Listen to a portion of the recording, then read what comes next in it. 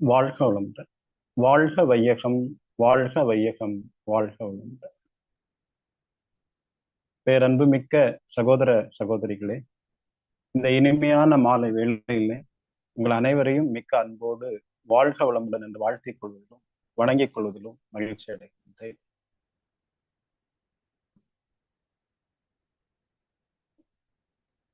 பொதுவாக தொடர்ந்து நம்ம அந்த ஆன்மீகத்துக்கான பயணத்திலே சென்று கொண்டே இருக்கிறோம். இந்த ஆன்மீக பயணம் என்பது எல்லோருடைய வாழ்க்கையிலும் நடக்க இயலாத ஒன்று. முன்னமே நிறைய ஆசிரியர்கள் நமக்கு சொல்லியிருக்காங்க. பல்வேறு துறைகள் இருந்த போதும் அனைத்து துறைகளின் மூலமும் நம்ம அடைய விரும்புவது ஒன்று மகிழ்ச்சி, இன்னொன்று அமைதி.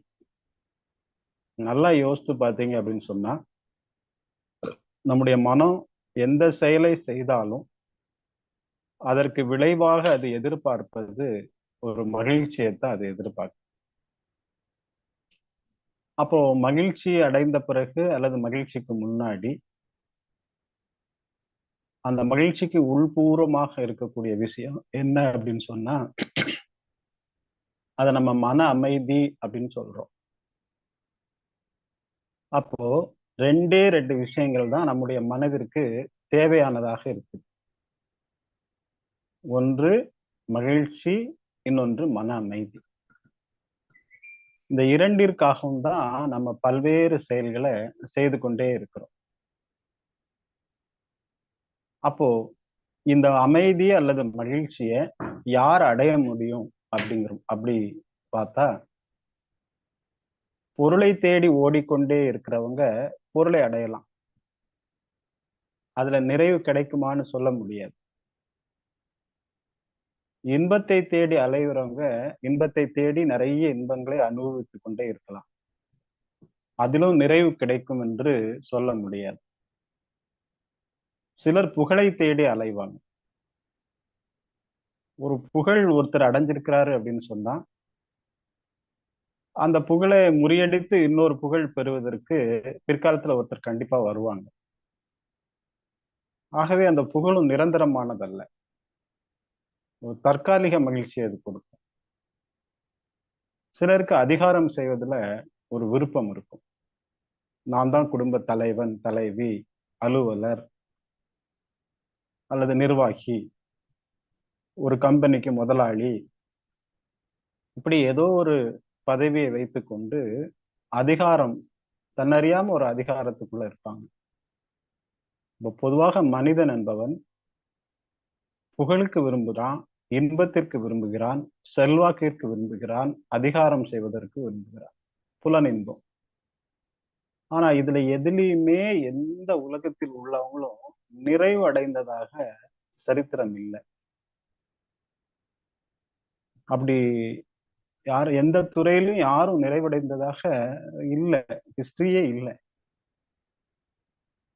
உலகத்துல எல்லா செல்வங்களையும் அனுபவிக்கணும் அப்படின்னு ஒருத்தன் நினைக்கிறான். எல்லா ஊருக்கும் டூர் போகணும், எல்லா இயற்கை காட்சிகளை பார்க்கணும், அது செய்யணும், இது செய்யணும் அப்படின்னா நிறைய பேர் பணம் சேர்க்கிறாங்க. பணம் அவங்க நல்லா உழைக்கிறதுனால பணம் கிடைக்குது. அவங்க அதை கொண்டு அதெல்லாம் அனுபவிக்கணும் அப்படிலாம் நினைக்கிறாங்க. இந்த உலகத்திலேயே மிக பெரும் ராஜ்யத்தை பிடித்தவனும் மிகப்பெரிய அரசனாக இருந்தவனும் அலெக்சாண்டர். உங்களுக்கு தெரிஞ்ச விஷயம்தான். அந்த அலெக்சாண்டரை என்ன செய்யறான் அப்படின்னு சொன்னா, தன்னுடைய படையை திரட்டி அவன்கிட்ட லட்சக்கணக்கில் வீரர்களை கொண்டு வருவான். பல்வேறு நாடுகளை பிடித்து கடைசியில இந்தியாவை பிடிக்க வரும்போது, இந்தியாவில் உள்ள ஒரு ஞானி அவருக்கு சில அறிவுரைகளை சொல்றாரு. அந்த அறிவுரைகளை கேட்டு வியந்த அலெக்சாண்டர், சரி இனி போர் புரிய வேண்டாம், நம்ம நாட்டுக்கு திரும்பி விடுவோம் அப்படின்னு சொல்லி திரும்புற வழியில தற்போது இருக்கக்கூடிய ஆப்கானிஸ்தான் அந்த நாட்டுக்கு வழியா போயிட்டு இருக்கும்போது அவனுக்கு ஒரு காய்ச்சல் வருது. குணப்படுத்த முடியாத அந்த காய்ச்சல் காரணமாக, அவங்க கூட வைத்தியர்லாம் உண்டு. குணப்படுத்த முடியாத அந்த காய்ச்சல் காரணமாக அலெக்சாண்டர் இறந்துடுறார். ஆனா இறக்குறதுக்கு ஒரு சில மாதங்களுக்கு முன்பு இந்தியாவுல ஒரு துறவிய சந்திச்சதுனால அவன் ஞானம் அடைந்தவனா இருக்கிறான். ஏற்கனவே அலெக்சாண்டருக்கு குருமார்கள் உண்டு. அலெக்சாண்டர் குருமார்களுடைய மேற்பார்வையில அரசு செய்தவன். நம்ம இந்தியாவிலையும் நிறைய அரசர்கள் குருமார்களினுடைய பார்வையில அரசு புரிந்தவர்கள். வேற சில நாட்டுல அப்படி கிடையாது. பட் அலெக்சாண்டர் அதுல எக்ஸெப்ஷன். அலெக்சாண்டருடைய குரு வந்து அரிஸ்டாட்டில். ஆகவே இந்த குரு, இந்தியாவில் உள்ள ஒரு குரு சொன்னது அவனுக்கு உடனடியாக புரிந்து தன்னுடைய ஆசைகளை துறந்து தன்னுடைய நாட்டிற்கு திரும்பி நாட்டில் உள்ளவங்களை நல்லபடியா பார்த்துக்கிடுவோன்னு திரும்புற இடத்துல அவன் இறந்து போறான். அப்போ அவன் சொல்றான், நான் இறந்துருவேன், என்னுடைய கைகளை வெளியே வைத்து புதைக்கணும். ஆனா இந்த அலெக்சாண்டர் உலகத்துல மாபெரும் நாட்டை பிடித்தவனாக இருந்தான். ஆனா அலெக்சாண்டர் போகும்போது எதையும் கொண்டு போகவில்லை என்று இந்த உலக மக்கள் தெரிந்து கொள்ள வேண்டும் அப்படின்னு சொல்லி சொன்னான். அப்ப நிறைய நம்ம எல்லாமே என்னெல்லாமோ தேடுறோம். அப்போ எதை தேடினாலும் அலெக்சாண்டர் அளவுக்கு இடத்தை பிடிக்க முடியாது. அலெக்சாண்டர் அளவுக்கு ஒரு ஒரு அரசு பாரம்பரியத்துல குருகுலத்தோட வர இயலாது. அப்போ இந்த இடத்துல என்ன நம்ம நல்லா புரிந்து கொள்ள வேண்டும், நமக்கு பல விஷயங்கள் கிடைத்திருக்குது, கிடைக்கல. ஆயினும் போதும் என்ற மனமே பொன் செய்யும் மருந்து அப்படிங்கிற ஒரு விஷயம் நமக்குள்ள இருந்தா போதும். எனஃப், இருப்பது போதும். நீங்க இருப்பது போதும் அப்படின்னு நினைக்கும் போது நீங்க என்ன நினைப்பீங்க? அப்ப எனக்கு அந்த அந்த நாளைக்கு அந்த டியூ கட்ட வேண்டியிருக்கு, அந்த அதை சொல்லல.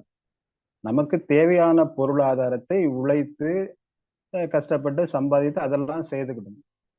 நமக்கு தேவையானது. தேவைக்கு மேல ஆசைப்பட வேண்டிய அவசியம் இல்லை. அப்போ பொருள் ரீதியாக நகர்றவங்க, புகழ் ரீதியாக, அலெக்சாண்டருக்கு எல்லாம் இருக்கு. பொருள் இருக்கு, புகழ் இருக்கு, அதிகாரம் இருக்கு, புலனின்பம் இருக்கு, எல்லாமே இருக்கு. எல்லாமே இருந்த ஒருவன் என்ன சொல்லிட்டு இறக்குறான்னா, என் கையில ஒன்றும் கொண்டு போகவில்லை அப்படின்னு சொல்லி இறந்து போறான். அப்போ மனிதனுக்கு இந்த 4-5 விஷயங்கள் வந்து ஒரு நிறைவையோ மகிழ்ச்சியோ கொடுக்க போறது இல்லை அப்படின்னு நம்ம முடிவு பண்ணணும். மனிதர்களுக்கு, நமக்கு. ஏன்னா நம்ம ஆன்மீக பாதையில பயணம் செய்து கொண்டே இருக்கிறோம். அப்போ இந்த எதுவுமே நிறைவு கொடுக்காத பொழுது இந்த நிறைவை எப்படி அடைவது, இந்த மன நிறைவை எப்படி அடைவது, அந்த மன நிறைவை அடைவதன் மூலம் நம்முடைய மனதிற்கு நிம்மதியும் அமைதியும் எப்படி அடைவது, அப்படி அடைந்த பிறகு ஒரு ஒரு நேர்த்தியான சமாதான மனோநிலையில, ஒரு மகிழ்ச்சி நிலையில இருப்பது எவ்வாறு அப்படின்னு உங்களுக்கு தெரியணும் அப்படின்னு சொன்னா, ஆன்மீகம், ஆன்மீகம்னா அந்த பஜனை பண்ணது இல்ல. ஆன்மீகம் என்றால் ஆன்மாவை பற்றி அறிவது. காந்தீசம் என்றால் அகிம்சை கொள்கைகளை உடையது. அப்படி இருக்கு ஒன்னொன்னுக்கு ஒன்னொன்னு.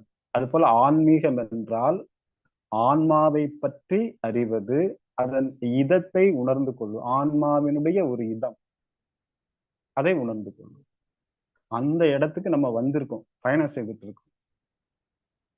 அந்த பயணத்துல நம்ம எல்லாரும் இருக்கிறோம். ஆனா அதை முழுமையாக பயணிக்கிற அளவுக்கு நம்மகிட்ட ஒரு வைராக்கியமும் ஒரு முழு நம்பிக்கையும்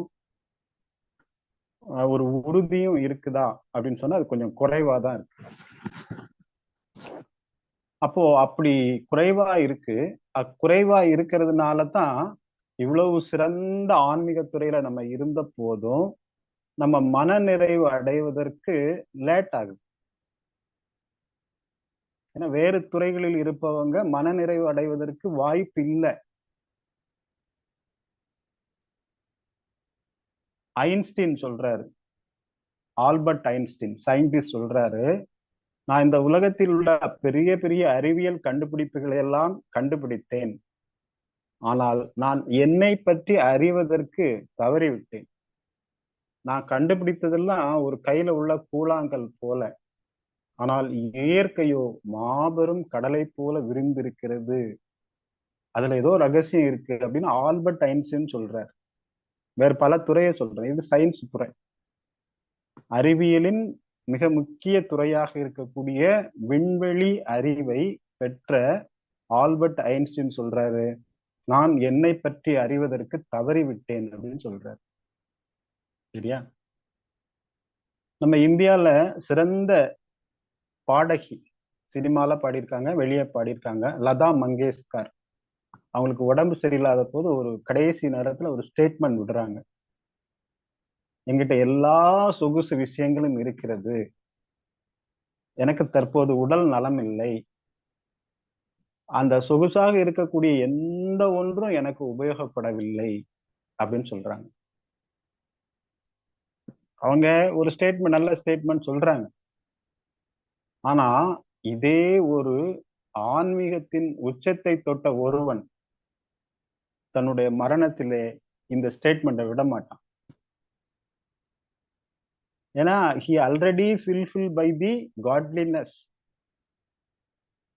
அவன் கடவுள் தன்மையால் நிரப்பப்பட்டிருப்பதனால் இந்த சொகுசுகள் எல்லாம் எனக்கு பயன் தராது என்று அவனுக்கு தெரியும்.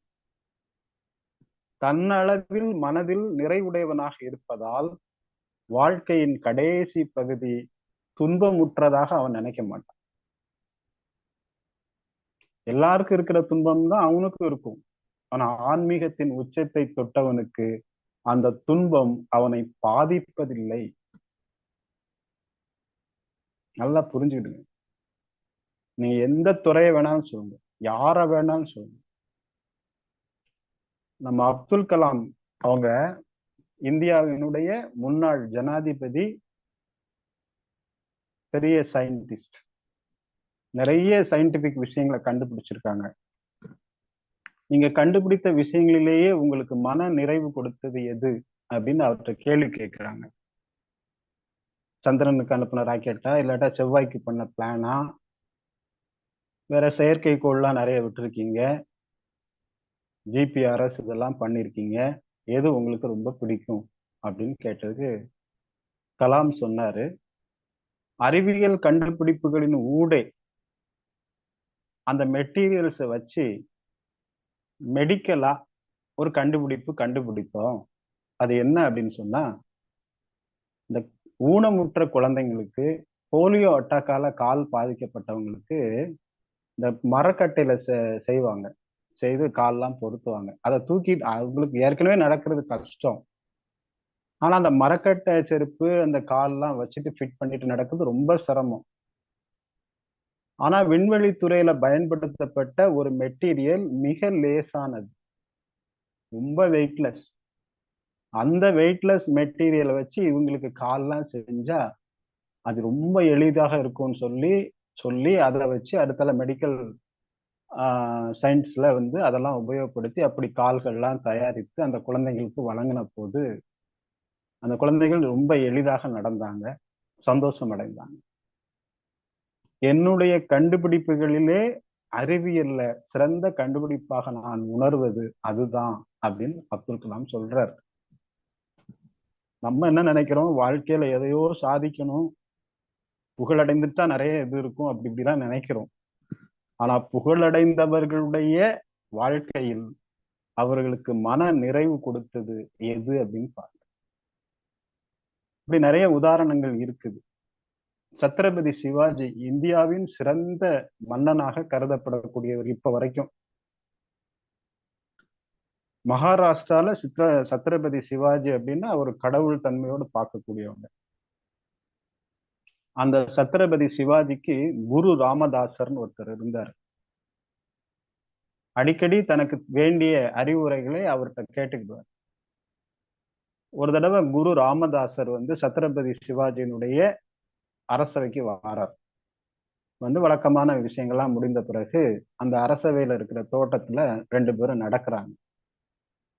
நடக்கும்போது ராமதாசர் வந்து சத்ரபதி சிவாஜிட்ட கேட்கிறாரு, எப்படி உன்னுடைய நாட்டு மக்கள்லாம் எப்படி இருக்காங்க, எப்படி என்ன எல்லாம் எப்படி போகுது அப்படின்னு கேட்கிறாங்க.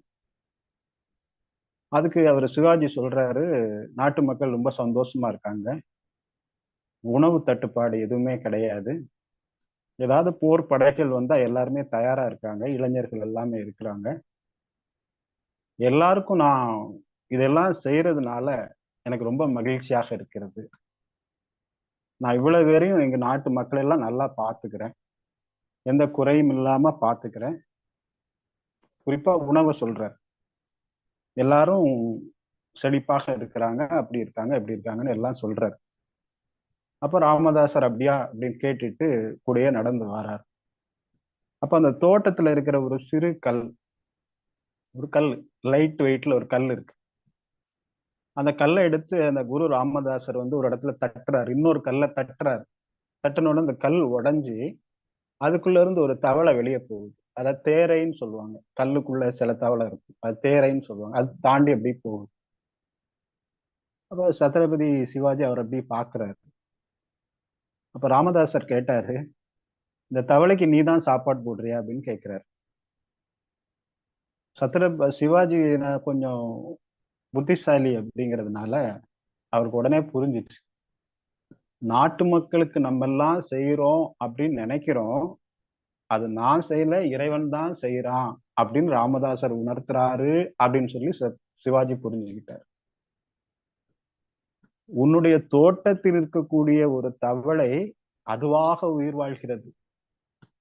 உன் தோட்டத்துலதான் இருக்கு, உன் வீட்டுக்குள்ளதான் இருக்கு, அது அதுவாக உயிர் வாழ்கிறது, அதுவே அதுக்கு எப்படியோ சாப்பாடு கிடைக்குது, அது அங்கங்க போகுது. ஆனா நீ சொல்ற இந்த இவங்களுக்கெல்லாம் நான் தான் எல்லாம் பண்றேன் அப்படின்னு. அப்போ சத்ரபதி சிவாஜி புரிந்து கொண்டு, என்னுடைய கையில எதுவுமே இல்லை, இந்த சிறந்த விஷயத்த எனக்கு உணர்த்தினீங்க அப்படின்னு சொல்லி ராமதாசர் காலில் விழுந்து வணங்குறார். அப்போ மாபெரும் சக்கரவர்த்தியாக திகழ்ந்த சத்ரபதி சிவாஜியினுடைய ஸ்டேட்மெண்ட், நான் செய்யறதுக்கு ஒண்ணும் இல்லை, எல்லாமே இறைவன் தான் செய்கிறான் அப்படின்னு சொல்றாரு. இந்தியாவினுடைய தேசிய கொடியில ஒரு சக்கரம் இருக்கு. இந்த சக்கரம் யாருடைய டிசைன் அப்படின்னு சொன்னா, இந்தியாவை ஆண்ட பல மன்னர்கள்ல அசோகர் அப்படின்னு இருந்தார், அவருடைய சக்கரம் அது, அசோக சக்கரம் அப்படின்னு சொல்லுவோம். அவரை தான் பதிச்சிருக்காங்க. ஏன்னா அவர் கலிங்கத்து போர்ல எல்லாரும் இறந்ததை பார்த்துட்டு மனம் திரும்பி புத்த மதத்துக்கு மாறுறார். போரே இல்லாம அந்த உலகம் இருக்கணும்னு விரும்புறார். அமைதியை எல்லா நாடுகளையும் பரப்ப முயற்சி செய்யறார். அப்ப நீங்க நல்லா புரிந்து பாருங்க, நம்ம ஏதோ ஒரு பெரிய ஆள் ஆகணும், புகழடையணும், செல்வந்தர் ஆகணும், அதிகாரம் மிக்கவனாக இருக்கணும், நிறைய அனுபவிக்க வேண்டும், இப்படிலாம் நினைக்கிறோம். இதெல்லாம் ஒரு மயக்கம் தான். ஆனா இதெல்லாம் மயக்கம்தான் என்று தெரிந்து கொண்டு நம்மிடமே உள்ள ஒரு மன நிறைவை அடைவதற்கு தான் இந்த ஆன்மீகத்தில் வந்திருக்கிறோம் அப்படிங்கிறது நீங்க நல்லா புரிஞ்சுக்கணும். சிலவங்க என்ன செய்யறாங்க, ஏதாவது நல்லா தவம் செஞ்சா அது நடக்கும், இப்படி ஆசீர்வாதம் வாங்கிட்டா இது நடக்கும் அப்படின்னு ஒரு நார்மல் பர்சனாவே இந்த ஆன்மீகத்துல பயணம் செய்து கொண்டிருந்தால் அதனால் பலன் ஒன்றும் இல்லை. இந்த உண்மையெல்லாம் அறிந்து மன நிறைவு என்பது என்னிடமே இருக்கிறது, நான் அனுபவிப்பது என்னையே தான் அனுபவிக்கிறேன். சாமிஜி சொல்றாங்களா இல்லையா, அந்த நாய் எலும்ப கடிச்ச மாதிரி நம்ம எனர்ஜியை செலவழிச்சு நம்ம ஹாப்பி அடைகிறோம். அப்போ நம்ம அந்த ஆன்மீக பாதையில பயணம் செய்யறவங்க இறைவனே நானாக இருக்கும் பொழுது அந்த இறைவனுக்கு என்ன தேவையாக இருக்க முடியும்? இங்க பிள்ளையார் கோயில்ல தேங்காய் உடைக்கிறோம். தேங்காய் உடைச்சிட்டு 25 ரூபாய்க்கு தேங்காய் உடைச்சிட்டு, சும்மா சொல்றேன், சிலவங்க 2 லட்சம் ரூபாய்க்கு பட்ஜெட் வைப்பாங்க. திருப்பதியில அப்படிதான் செய்யறாங்க. உங்களுக்கு 2 லட்சம் ரூபாய் தரதுக்கு நீங்க 100 ரூபாய்க்கு ஏதோ காணிக்க போட்டா அந்த தேங்காய் அந்த கடவுளுக்கு தேவையா? அவர்கிட்ட தான் எல்லாம் இருக்கு, அப்புறம் எதுக்கு அந்த 20 ரூபாய் தேங்காய் அவருக்கு எதுக்கு? அப்படி ஆள் இல்லை, சொல்றேன். நம்ம ஏமாத்திக்கிறோம் நம்மள. அப்ப பல்வேறு செயல்கள் மூலம் நம்மிடம் இருக்கும் மனநிறைவை அறியாம, நம்மிடம் இருக்கும் மன மகிழ்ச்சியை அறியாமல் புறத்தே எல்லாவற்றையும் தேடிக்கொண்டிருக்கிறோம். அட்லீஸ்ட் அமைதியை தேடினாலும் பரவாயில்ல, மனநிறைவை தேடினாலும் பரவாயில்ல, அதை தாண்டி இவையெல்லாம் தேடும். தாண்டி நீங்க எதை தேடினாலும் அதுல அது கிடைக்க போறது இல்ல. ஏற்கனவே இருக்கக்கூடிய அமைதியும் மனநிறைவும் நம்ம உணர போறோம்.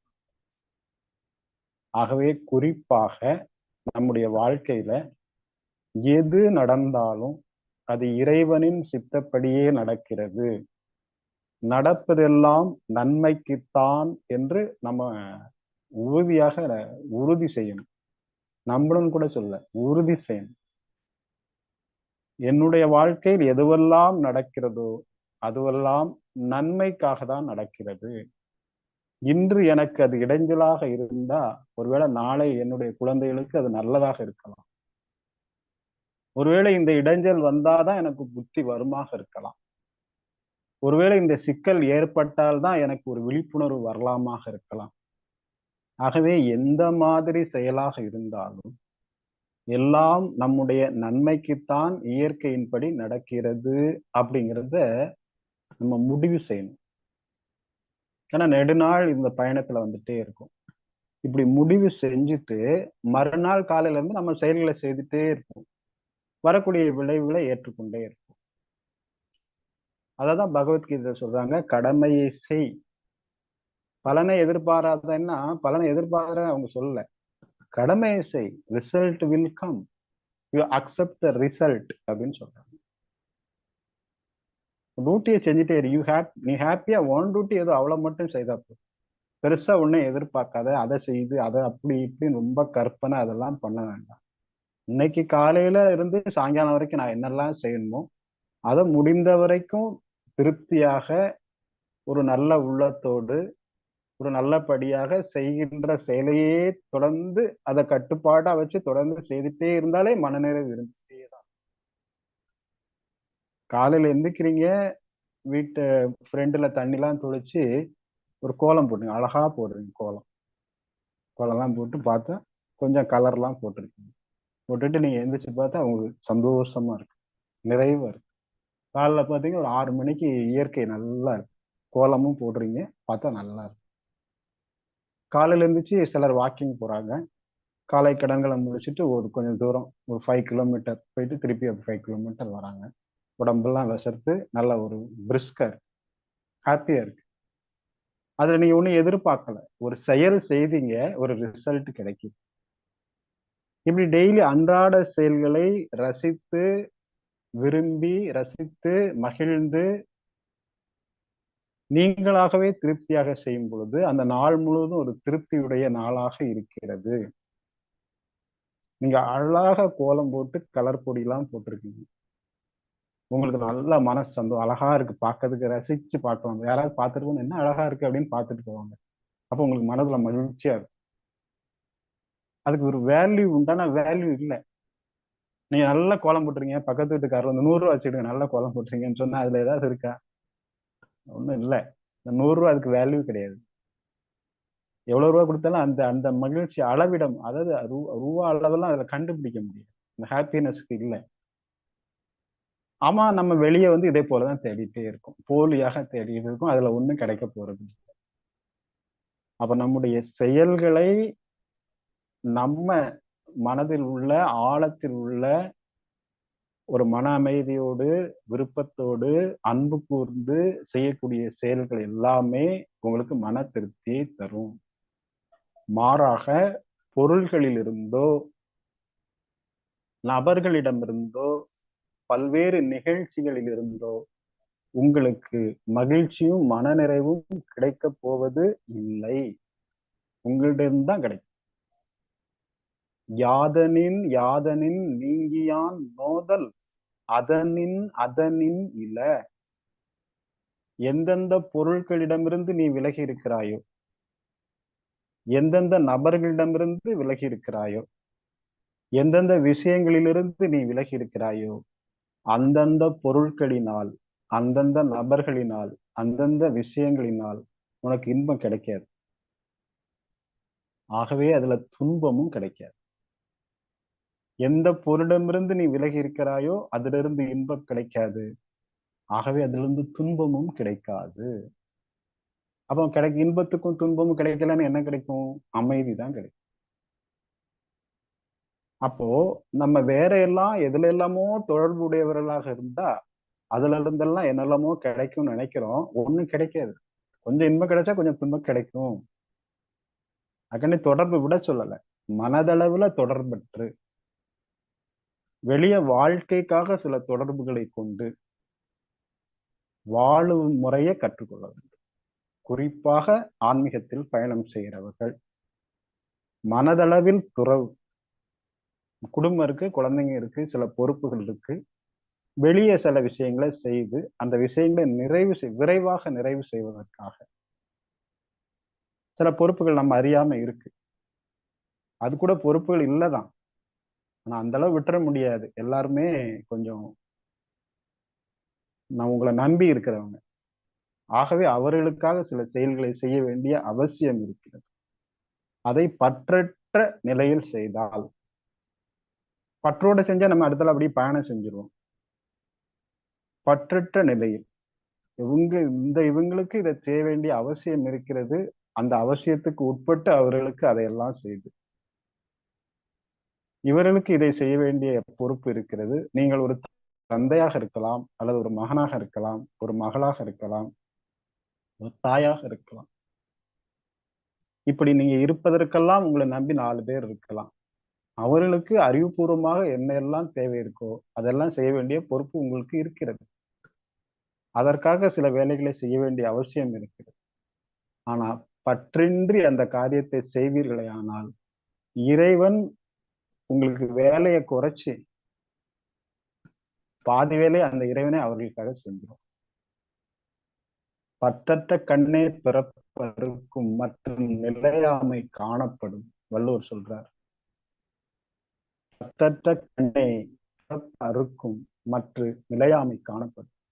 பற்றில்லாம ஒரு காரியத்தை நீங்க சிறப்பாக செய்ய முடியும். பற்றோடு செய்தால் அதில் தடுமாற்றம் ஏற்படும். நீங்க பற்றோடு ஒரு விஷயத்தை உங்க குடும்ப உறுப்பினர்களுக்கு செய்வதை விட ஞானத்தோடு செய்தால் அந்த விஷயம் சிறப்பானதாக இருக்கும். அவர்களுக்கு வாழ்க்கை முழுதும் பயன் தருவதாக இருக்கும். அறிவுடையவர்கள் செயல் அதுதான். நம்ம என்ன நினைக்கிறோம், நான் நிறைய பாசம் வச்சிருக்கேன், நிறைய அன்பு வச்சிருக்கேன், அப்படிலாம் செய்ய போறேன், இப்படி செய்ய போறேன். பாசம் அன்பு என்பதெல்லாம் தடுமாற்றமுடைய அறிவுபூர்வமாக நீங்கள் செய்யும் செயலுக்குள்ளே அன்பு ஒளிந்திருக்கிறது. அறிவில்லாமல் அன்பு செலுத்துவது ஆபத்தானது. ஆகவேதான் மகரிஷி சொல்றாங்க, அறிந்தது சிவம், மலர்ந்தது அன்பு. சிவமில்லாத அன்பு பாசமாக மாறி வலிக்கிறோம். அறிவு ஒருபோதும் தடுமாறுவதில்லை. Pure consciousness. ஆகவே நாம் ஆன்மீகத்தில் வந்த நோக்கத்தை விரைவில் அடைய வேண்டும் என்றால் இந்த பெரிய துறையை நம்ம நன்றாக புரிந்து கொள்ளும். மற்றதெல்லாம் சும்மாதான். மற்றதெல்லாம் அது ஒரு வேலையை தான் பார்க்க முடியும். அந்த ஒரு வேலையின் மூலம் நடக்கக்கூடிய ஒரு முக்கியமான விஷயம் மன மகிழ்ச்சி, மன நிறைவு. அது நேரடியாக உங்களுக்கு ஆன்மீகத்தின் வழியாக கிடைக்கிறது. மற்ற எதிலையுமே கிடைக்காத ஒன்று இதில் மட்டும்தான் கிடைக்கும்.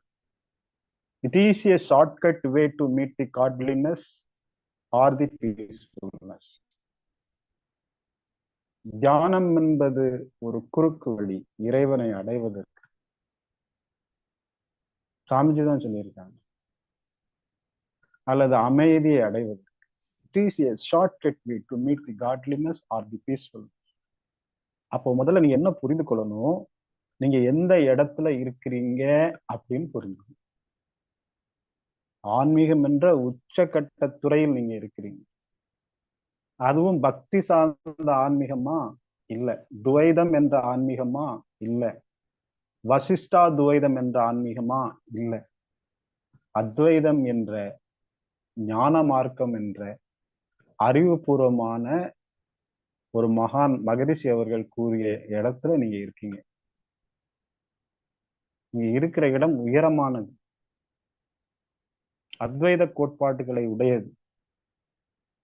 எல்லோரும் ஒன்றுதான். இந்த உலகத்தில் உள்ள அனைவரும் என்னுடைய சகோதர சகோதரிகள்.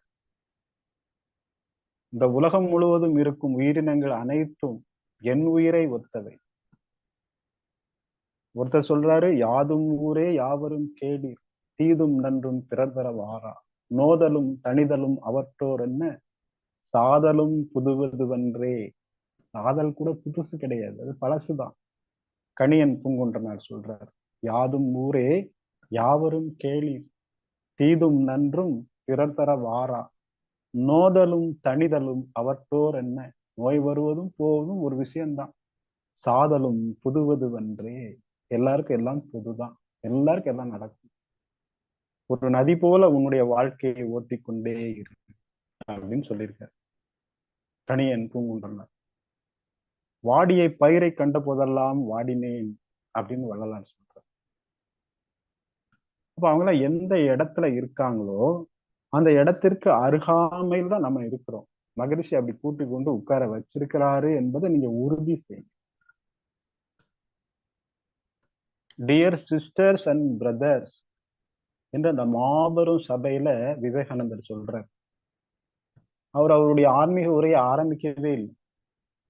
அவருக்கு முன்னாடி ஒரு 18 பேர் ஆன்மீக உரையை நிறைய பேசிட்டாங்க.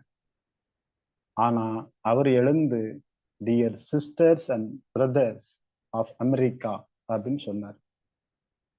அப்பமே எல்லாரும் ஆச்சரியப்பட்டு ஒரு உணர்வு பூர்வமாக ஒரு அன்பை உணர்ந்தார். இல்லாட்டா அவ்வளவு எழுச்சி அங்க வந்திருக்காரு விவேகானந்தர். ஒரு நாள் பெர்மிஷன்ல அங்க போறாரு. 3 வருஷமோ 2 வருஷமோ கழிச்சுதான் இந்தியாவுக்கு திரும்புறாரு. அவ்வளவு ஆஃபர் அவருக்கு. ஏன்னா அவர் பேச்சுல அவ்வளவு கருத்து இருந்ததுன்னு இல்லை, அவ்வளவு அன்பு இருந்திருக்கிறது உலக மக்கள் மீது. எல்லோரும் சகோதர சகோதரிகள் தான் என்பதை அவர் வலியுறுத்துறார். அப்படிப்பட்ட ஆன்மீக பாதையில நம்ம சென்று கொண்டிருக்கிறோம். அப்போ நீங்க எப்படிப்பட்டவர்கள் என்பதை நீங்க உணர்ந்துங்க, எந்த இடத்துல இருக்கிறீங்க. ஆன்மீகம் என்ற குளத்துல நம்ம ஊறி ஊறி ஊறி ஊறி இருக்கு. மகரிஷி கொடுத்த அந்த குளத்துல ஊறிக்கொண்டே இருக்கிறோம். நீங்க ஊறுறீங்கன்னு உங்களுக்கு தெரியாது. ஆனா நீங்க அப்படி ஊறி ஊறி ஊறி நல்ல குளுமையானவனாக அப்படி மாறி இருக்கீங்க. உங்களை சந்திப்பவர்களுக்கு அவருக்கு தெரியும் ஒரு அமைதி கிடைக்குதுன்னு. அப்படி அமைதி கிடைக்குது அப்படின்னு சொல்லி நீங்க உணரணும். அப்படி அமைதியான சூழலில் நாம் இருக்கிறோம். மன அடக்கம் பெறும் சூழ்நிலையில் நாம் இருக்கிறோம். ஆன்மீகத்தை அறிந்து அளவற்ற இன்பம் அடைவதற்காக இங்கே இருக்கிறோம் அப்படின்னு மீண்டும் மீண்டும் அதை சிந்திக்க வேண்டும். அதனால சாமிஜி இன்னொரு இடத்துல சொல்றாரு, நீங்க அதை தொடர்ந்து சிந்திச்சு பாருங்க. இயற்கை பற்றி கண்டு வியந்து பேசி சிந்திச்சு பாருங்க. சிலரே அறிவார் இவ்வுண்மை, சிந்தனை செய்ய வல்லவரே. அப்போ நீங்க கூட நினைக்கலாம், அப்போ இந்த விஷயத்த நம்ம ஆழமா செய்தா போதுமா? போதும். மற்றபடி உங்களுடைய வாழ்க்கையில எல்லாமே இயற்கையாக தானாகவே நடக்கும் என்ற உறுதி பல பேர் கொடுக்குறாங்க. பல பேர் கொடுக்குறாங்க. சிவனே என்பது எல்லாம் அவன் செயல், இப்படிலாம் சொல்றாங்க. பாரதியார் ஒரு பாட்டுல சொல்றாரு, அடிக்கடி சொல்லக்கூடிய பாடல் தான், மானுடர் உலாவிடினும் வித்து நடாவிடினும் அன்றி நீர் பாய்ச்சாவிடினும் மண் மீது மரங்களும் புற்களும் செடி கொடிகளும் ஔடத மூலிகைகளும் மலர்ந்திருக்கும் என்றோ, யாமெதற்கும் அஞ்சுகிலோம் நீவீர் எம்மதத்தை கைகொள்மின், பாடுபடல் வேண்டாம் ஊனுடலை வருத்தாதீர், உணவு இயற்கை கொடுக்கும் நமக்கு தொழில் இங்கே அன்பு செய்தல் கண்டீர் அப்படின்னு சொல்றார். அவர் சொல்றாரு, எல்லாமே தன்னால நடக்கும், செடி கொடிலாம் எல்லாம் வளர்ந்து எல்லாமே கிடைக்கும், நீ சும்மா இருந்தா போதும், இருக்கிறதெல்லாம் அழிக்காம இருந்தாலே எல்லாமே எல்லாருக்கும் கிடைக்கும். அப்போ உனக்கு வேலைதான் என்னப்பா அப்படின்னு கேட்டா அவர் கடைசியா சொல்றது, அன்பு செய்தல் தான் உன்னுடைய வேலை அப்படின்னு சொல்றாரு. ஆசைப்படணும், அதை செய்யணும் இதை செய்யணும் அப்படின்லாம் இல்லை அப்படின்னு சொல்றாரு. நிறைய பேர் அப்படிதான் சொல்லியிருக்காங்க. பகவான் ரமணர், உன்னை பற்றி நீ அறிந்து கொள்வதுதான் சிறப்பு. உன்னை நீ சரி பண்ண வேண்டும் என்று முயற்சி செய்தால் போதுமானது. அது போல அவங்களை சரி செய்யணும்னு முயற்சி செய்துட்டா இந்த உலகமே சரியாயிரும் அப்படின்னு ரமணர் சொல்றார். ரமணர் நடந்தாலும் நடக்காட்டாலும் வருத்தப்பட மாட்டார். ஒரு தெரு இருக்குது, அந்த தெருல 10 வீடு இருக்கு. யாராவது ஒருத்தர் போய் அந்த 10 வீட்டுக்கு முன்னாடியும் கிளீன் பண்ண முடியாது. டெய்லி காலையில இருந்துச்சு அந்த வீட்டு முத்தத்தை நல்லா பெருக்கி கிளீன் பண்ணி தண்ணி எல்லாம் தொளிச்சு அழகுபடுத்துறாங்க. அவங்கவுங்க வீட்டை அழகுபடுத்துறாங்க. வெளியே இருந்து ஒரு ஆள் வராங்க. அந்த தெருவுல நிறைய செடி எல்லாம் இருக்கு, மஞ்சள் கலர்ல சிவப்பு கலர்ல நிறைய செடி எல்லாம் பூத்து குலுங்கு. வெளியே இருந்து ஒரு ஆள் வராது. அடடே, இப்படி அற்புதமா இருக்கு இந்த தெரு அப்படின்னு ஆச்சரியப்படுறாரு. சந்தோஷமா இருக்கு அவங்களுக்கு. இந்த இடத்துல என்ன நடந்திருக்கு? அவங்கவுங்க வீட்டை சரி பண்ணியிருக்காங்க. யாரும் அந்த தெரு முழுக்க கிளீன் பண்ணல. ஆனா நம்ம என்ன செய்யறோம்? நம்ம வீட்டு குப்பையை பக்கத்து பிளாட்ல போடுறோம். நம்ம வெளியூர் போயிருக்கும்போது பக்கத்து வீட்டுக்காரங்க நம்ம வீட்டுக்குள்ள போடலாம். இப்படி நம்ம மனோநிலை அழுக்கு நிறைந்ததாக இருக்கு. ஒருவர் மூலம் ஒருத்தருக்கு ஒருத்தர் அது ஒருத்தரை நினைச்சு நம்ம என்னமோ கம்பேர் பண்றோம், அப்ப நம்ம மனம் அழுக்காயிரும். காம்படிட்டிவ் நினைக்கிறோம், அப்ப நம்ம மனம் அழுக்காயிரும். கம்பேரிட்டிவ் காம்படிட்டிவ் லைஃப்ல சிக்கி இருந்தா அப்படிதான் இருக்கும். அப்போ தனி மனிதன் ஒருவன் தன்னைத்தானே தன்னுடைய மனதை அமைதி செய்து கொண்டான் என்றால் நிறைய இந்த எல்லாமே அமைதியாவதற்கு வாய்ப்பு இருக்கிறது. அப்ப நம்ம இன்னொருத்தர் அமைதி அடையணும் அப்படின்னு நினைக்கிறது முயற்சி செய்வதை விட நாம் இருக்கும் இடம் மிக உயர்ந்த இடம். The peak of evolution is human மைண்ட்னு சொல்றாரு இல்லையா? ஹியூமன் மைண்டே ஒரு இடத்துல இருக்கு. அந்த மைண்டை வச்சுக்கிட்டு நம்ம தாழ்ந்து இருக்கிறோம், கீழே இருக்கிறோம். துறையில் சிறந்த துறையான ஆன்மீக துறையில் இருக்கிறோம். அந்த துறையில் இருந்து கொண்டு அந்த உயரத்துல இருந்துட்டு நம்ம அதை அடையலைன்னா we are missing something. அதுக்கு நம்ம வேற ஏதாவது டாக்டரா இருந்து நிறைய ஆப்ரேஷன் பண்ணி நல்லா சம்பாதிச்சிருக்கலாம். ஆகவே இந்த துறை கிடைப்பதற்கு அரிது, கிடைப்பதற்கு அரிதான ஒரு ஆன்மீகத்துக்குள்ள வந்திருக்கும். நம்ம அப்பாவோ அம்மாவோ நம்ம தாத்தாவோ பாட்டியோ ஏதோ ஒரு புண்ணியவான் இதுல நுழைஞ்சிருக்கான், அதை செய்திருக்கிறாங்க.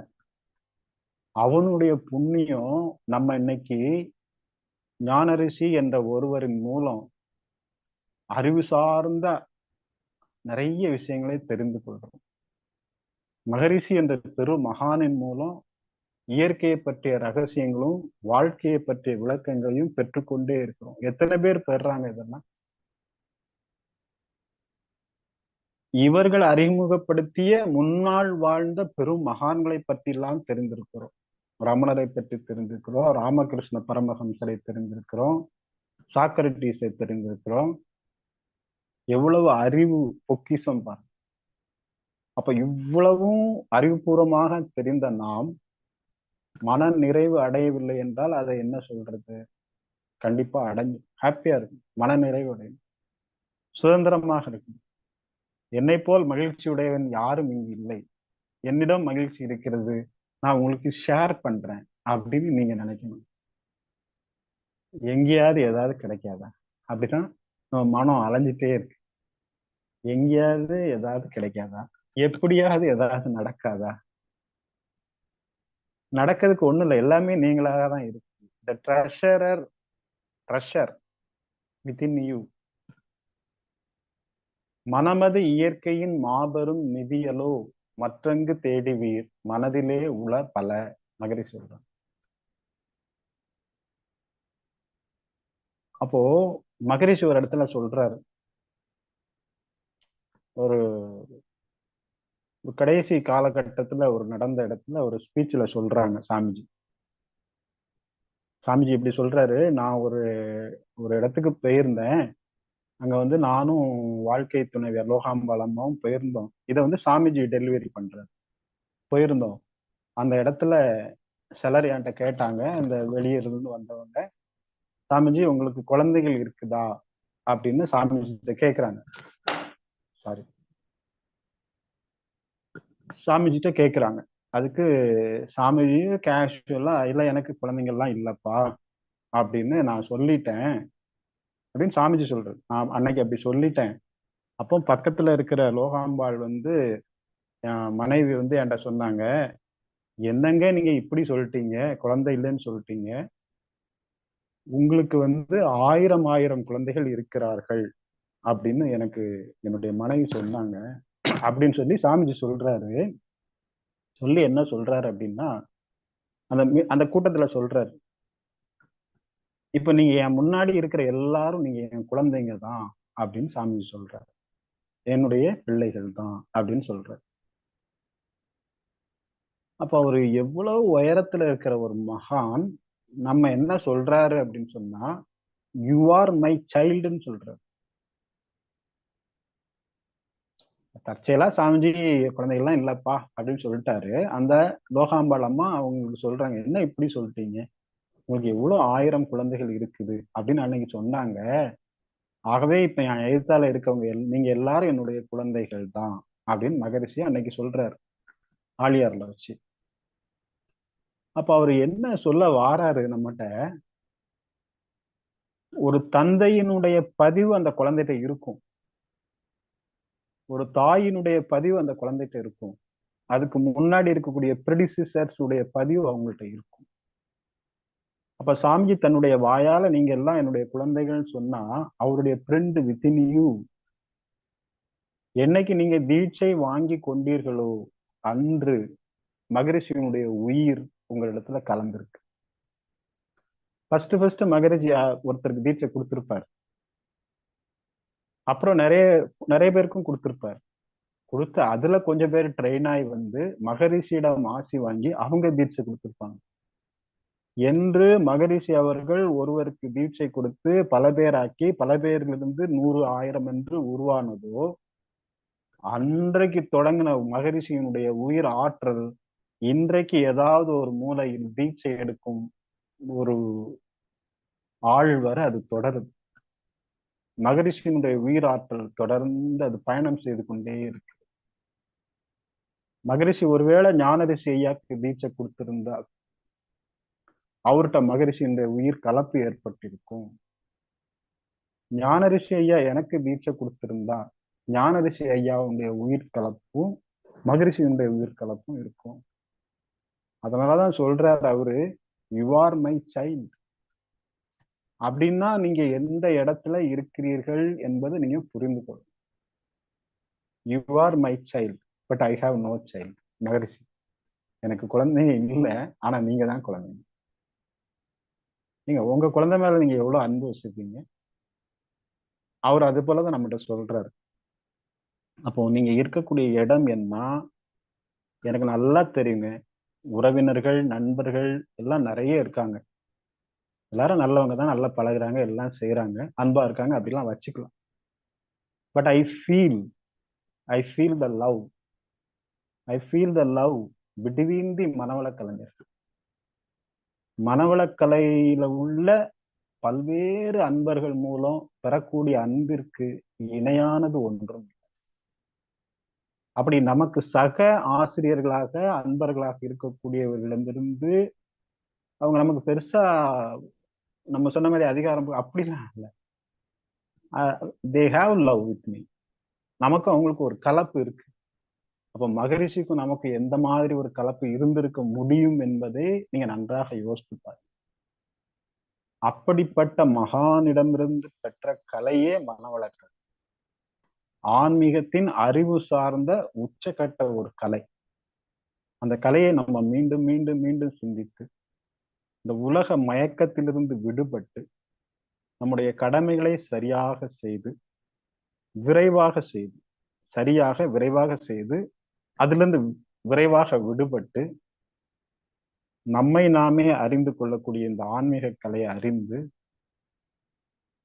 நம்ம அறிவதன் மூலம்தான் அந்த மகரிஷியினுடைய ஆன்மா மகிழ்ச்சி அடையும். அரிது அரிது மானிடராய் பிறத்தல் அரிது, அதனினும் அரிது கூன் குருடு செவிடு பேடின்றி பிறத்தல். கூன் குருடு செவிடு பேடின்றி பிறந்த காலையும் தானமும் தவமும் நயத்தல் அரிது. இப்படிலாம் பிறந்து பிறந்து வந்தாலும் தவமும் தானமும் செய்யணும், அது உயர்ந்த பிறப்பாக இருக்கணும். அப்புறம் சொல்றாங்க, தானமும் தவமும் நயந்த போது, தானமும் தவமும், தவம் சொல்றாங்க, தவமும் நயந்த போது வானவர் வீடு வழி திறந்திடுமே. வானவர் வீடு வழி திறந்திடும். இங்க தவம் செய்தா வானவர் வீடு வழி திறந்திடும். வானவர்னா ஆல்மைட்டி. அதுல உங்களுக்கு வாசல் திறந்து வைக்கப்பட்டிருக்கும்னு ஔவையார் சொல்றாங்க.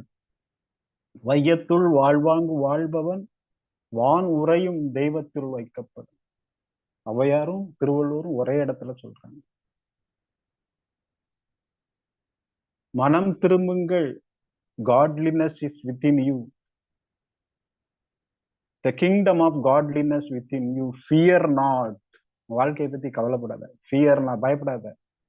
Be brave, fear not, be brave, the kingdom of godliness within you, Jesus Christ.